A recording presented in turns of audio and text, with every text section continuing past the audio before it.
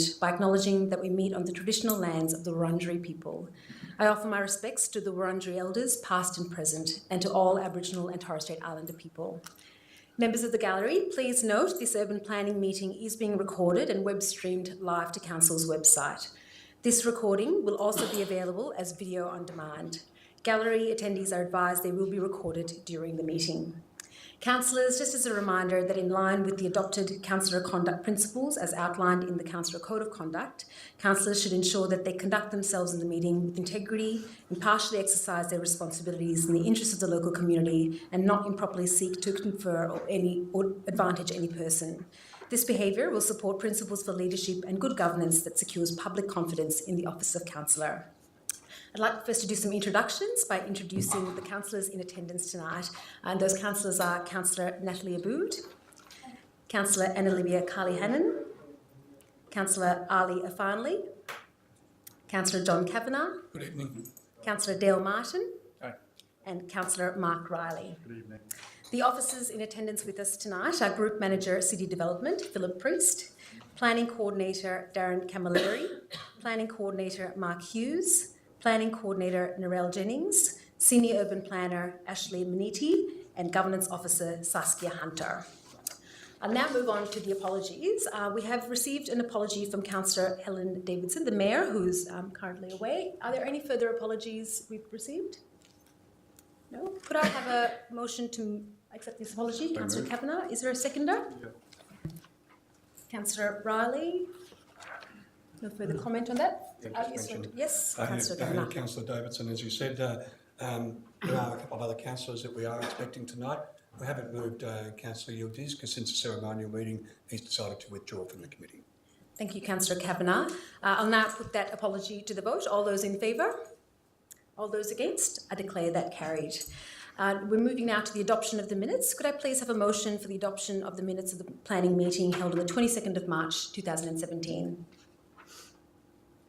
Councillor Martin, is there a seconder? Councillor Riley. Are there any comments on that one? No, I'll put that to the vote. All those in favour? All those against? Declare that carried. We're now moving on to the declaration of interests and or conflicts of interest section, and I believe there are a couple of conflicts to declare, so I'll hand it over to the councillors who wish to declare the conflict. Yes, I need to declare conflict to the Pentridge extension. So DED 3217, thanks Councillor Afanli. It's an indirect conflict via my husband. Thank you. Councillor Aboud. Councillor Afanli? Yeah, I've got a conflict with DED 2917 30 on Palmer Street. I'm one of the objectors. Okay, thank you very much, Councillor Afanli, and welcome Councillor Tapanos to the chamber. So at the time that those matters come before the meeting, each of the respective councillors will leave the room for just that item and return once it's over. I'll now outline how the Urban Planning Committee will run this evening. The relevant planner will introduce the report and officers' recommendations. I'll then give any objectors the opportunity to move to the lectern to make their submission. After this time, the applicant will be given the opportunity to speak. If you're making a submission, please clearly state your name and address for the record. You're requested to present viewpoints clearly and concisely on why you support or oppose the planning application. Please try not to repeat what earlier speakers have said and keep the discussion focused on the relevant issues and points that haven't been raised previously. If you're opposed to a planning application, we'd really like you to inform the committee why you're opposed and perhaps suggest an alternative approach which would satisfy your concerns. And please use this opportunity to focus on your concerns rather than the matters of detail in the officer's report. There's a time limit of 3 minutes for each speaker, but as chairperson, I reserve the right to increase or reduce the time available to any speaker. And if you do wish to go beyond time, please let me know at the start of your speaking. And we welcome Councillor Bolton to the chamber as well. So we're now moving to the first item, which is DD 2917 on Palmer Street, and Councillor Farnley will fix the mic and then leave the room. We'll just wait one moment.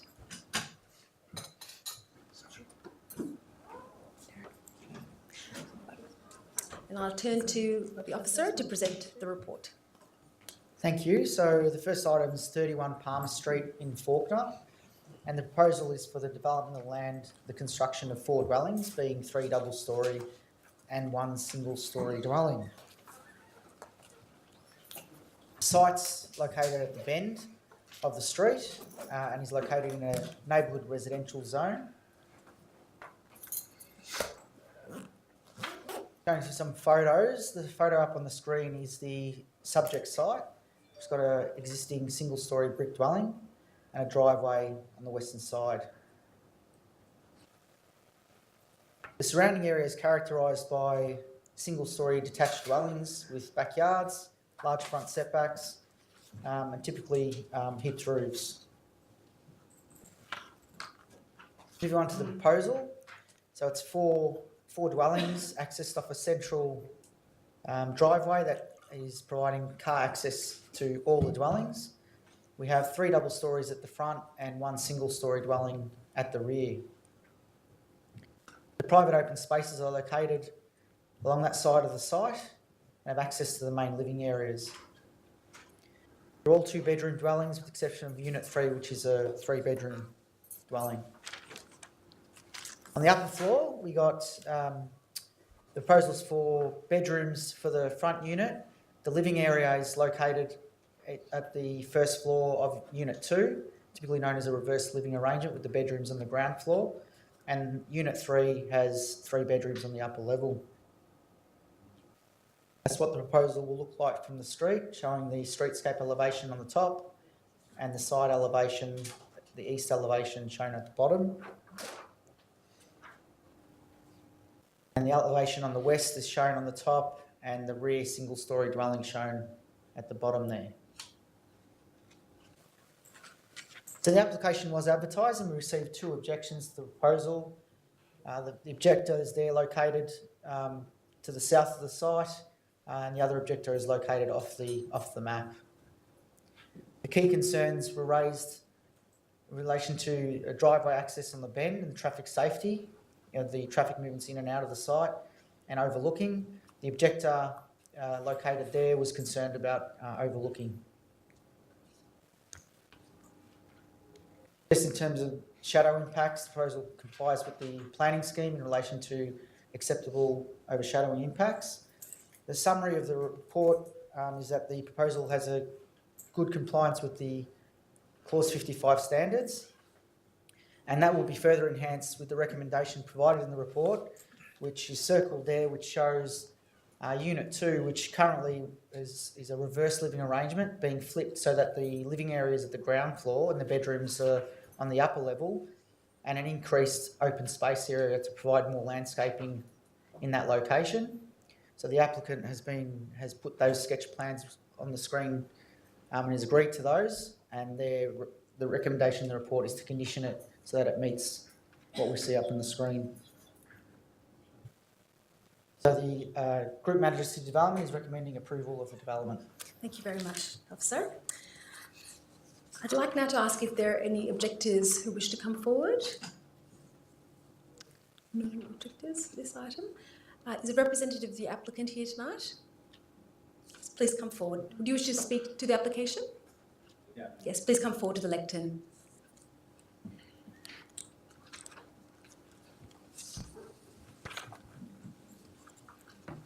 Thank you. I'm the applicant. My name is Malcolm Samaratunga. So I'm just, first thing I thank for the committee, give me opportunity to represent myself and respond to this objection. We got 2 objections. One, the councillor said, one for the overlooking, another one for the overdevelopment. Overlooking, actually we think we address all the issues in terms of the 1.8 fencing downflow and all this screen upper flow. But again, if there's any concern about this overlooking, this screening issue with the council, we're happy to comply with this council recommendation, screening all upper flow habitable roof windows.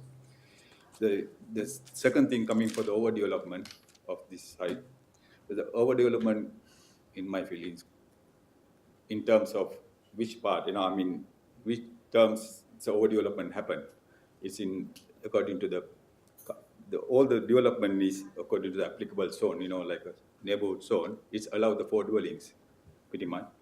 So we propose the 4 dwelling, and again, it's an 8-meter maximum height. We provide 7.64 meter maximum height, 2-story dwellings, but large, rare one is a single story. And other one is, it's mentioned about that neighborhood zone gardening, minimum garden space. So the proposal set back every boundaries except for the one small north boundary, 4 meters on the boundary. Apart from that one, everything is set back fairly keep distant. So it's allowed to do all the planting. So the proposal provides the 7 canopy trees within this development, even the fairly setback from the street. It's a 7.5 meter setback from the street. So, and 26%, close to 27% permeable space. That normally the 20% is the standard. The second one is that they're talking about the neighborhood character, but this one is the area of this property is commercial property, commercial building actually, and this is within the commercial building and the neighborhood building. And again, it's close to very Sydney Road, close to amenities, where number 37 is a multiple subdivision. So our proposal is a single story in the rear. So I think in our perspective, this is a character, is comply with the character policy.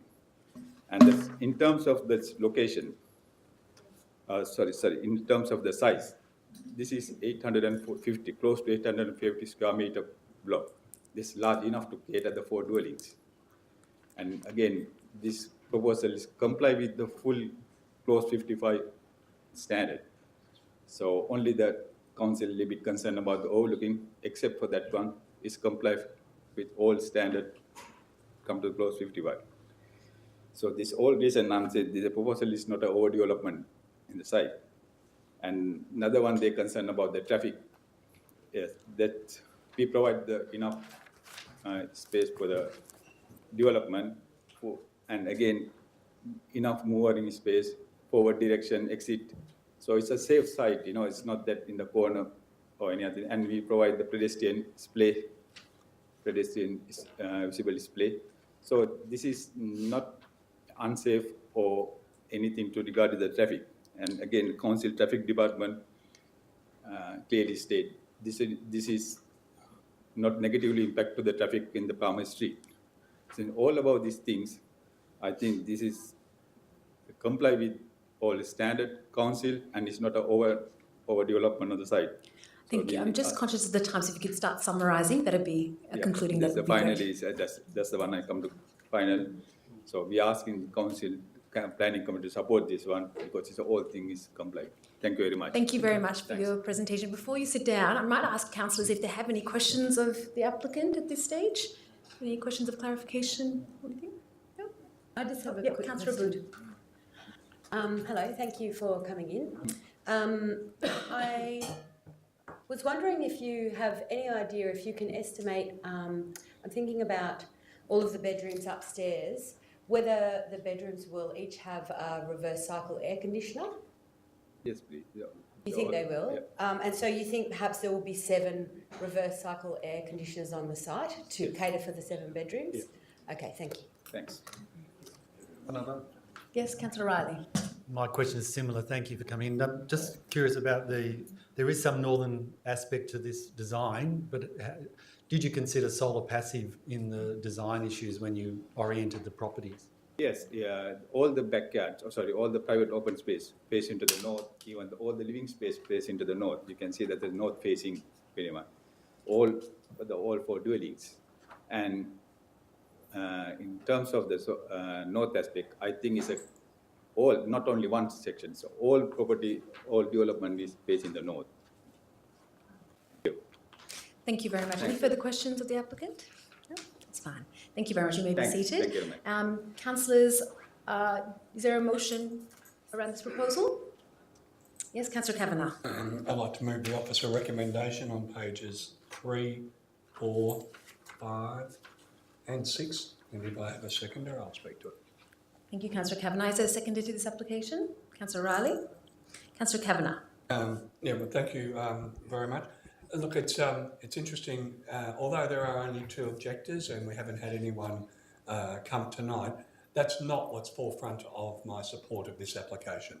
Because sometimes you may have limited objectors, but you need to look at the actual application itself.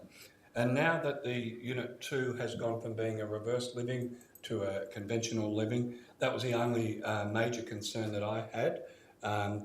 If we line it up with Rest Code, it does seem to fulfil almost every criteria of Rest Code, as was mentioned by the applicant.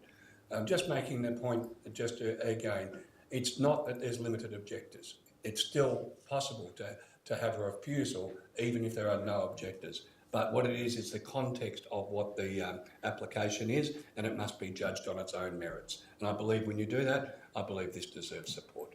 Thank you, Councillor Kavanagh. Councillor